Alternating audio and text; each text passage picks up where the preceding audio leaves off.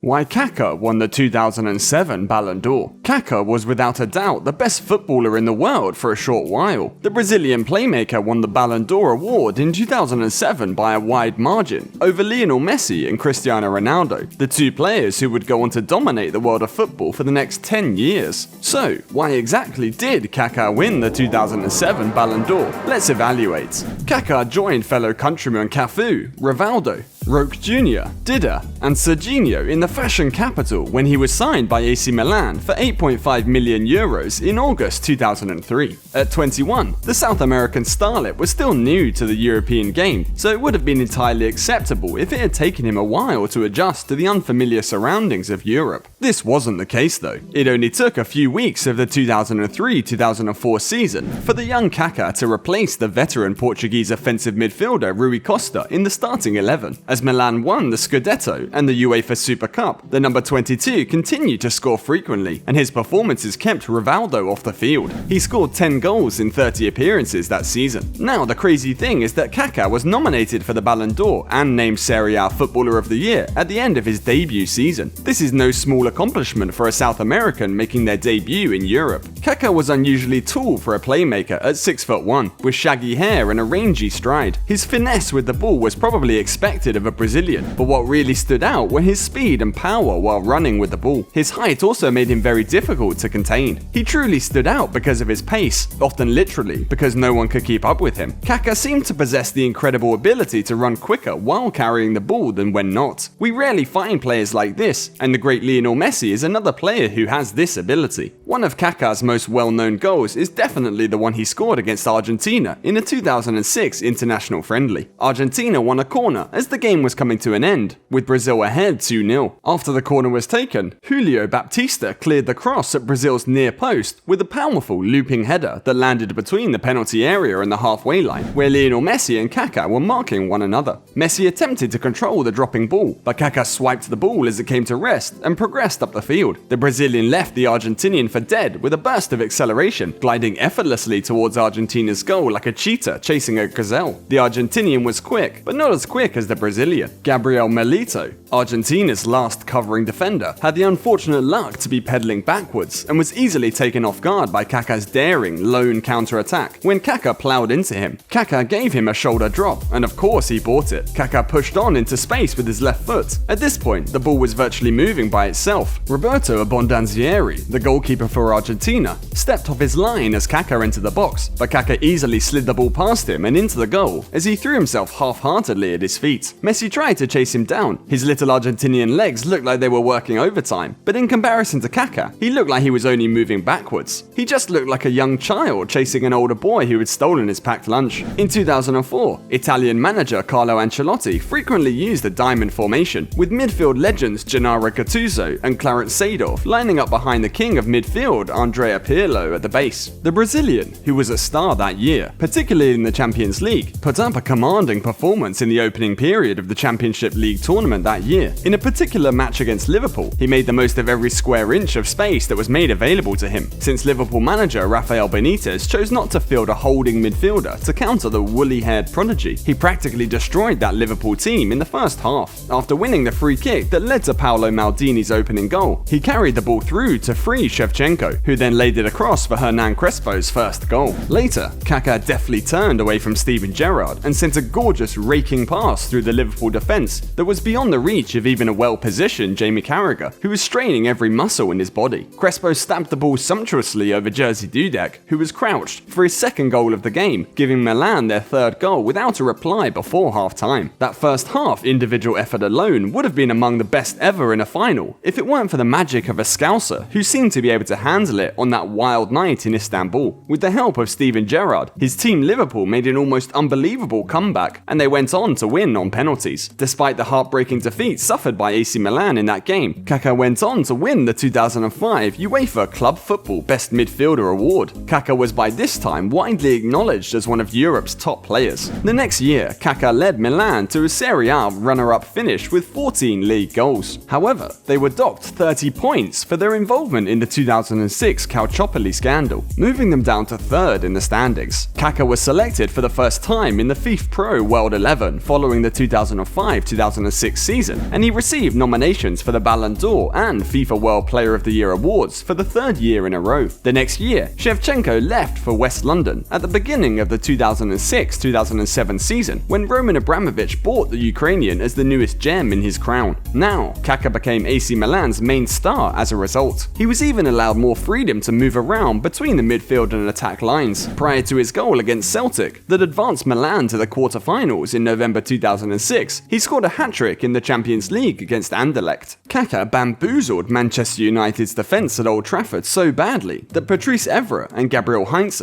ended up colliding with each other as Kaka evaded them on his way to scoring his second goal of the game. Kaka scored 3 goals that crushed Manchester United over the course of their 2 semi-final legs. Then in December 2007, Kaka went on to win the Ballon d'Or, easily defeating Cristiano Ronaldo, who came in second. He celebrated this by contributing 1 goal and 2 assists to AC Milan's 4-2 victory over Boca Juniors in the Club World Cup final. Unsurprisingly, Kaka was crowned the contest's best player. As awards kept coming in, he was named the FIFA World Player of the Year the very next day. The Serie A Footballer of the Year award for 2007 came shortly after. Kaka's accomplishments far exceeded those of Messi and Ronaldo, according to fellow Brazilian Pelé, who acknowledged this during the Ballon d'Or presentation. Pelé said that Kaka had been playing at a very high level for Brazil for many years now, and that he was special because he helped out in midfield, and he was also a great example off the pitch. He capped up his comment by calling Kaka the complete player. All of this provided confirmation for what European defences had suspected for several weeks. Kaka was best, but alas, that was all there was, and he only went downhill from there. Not because he started playing poorly, but because the Ronaldo-Messi era had fully begun. Kaka finished 4th in the FIFA World Player of the Year competition after scoring 15 league goals in the 2007-2008 season, and we could argue that he'd have had more if he wasn't troubled by injury that year. Little did anyone know that this award, along with the Ballon d'Or, would be taken out of the hands of the rest of the world for the next 10 years by Ronaldo and Messi. In June 2009, Kaka joined Madrid for a world record fee of 55 million euros after a 100 million euros mega deal with Manchester City fell through. But a few weeks later, Cristiano Ronaldo broke that record, and the Portuguese player's fame swiftly eclipsed that of the Brazilian. On the field, things went the same way. Ronaldo became a superstar for Real Madrid, while Kaka played a supporting role for 4 seasons before returning to Milan for a brief revival of his heyday. Kaka was a true joy to watch in his heyday, and especially in 2007, and he definitely fully deserved his Ballon d'Or. Now, make sure to watch this video in the link, and if you like our content, don't forget to hit the subscribe button and turn on your notifications. On the screen now should be another good video worth watching, so click on that video and we will see you in the next one.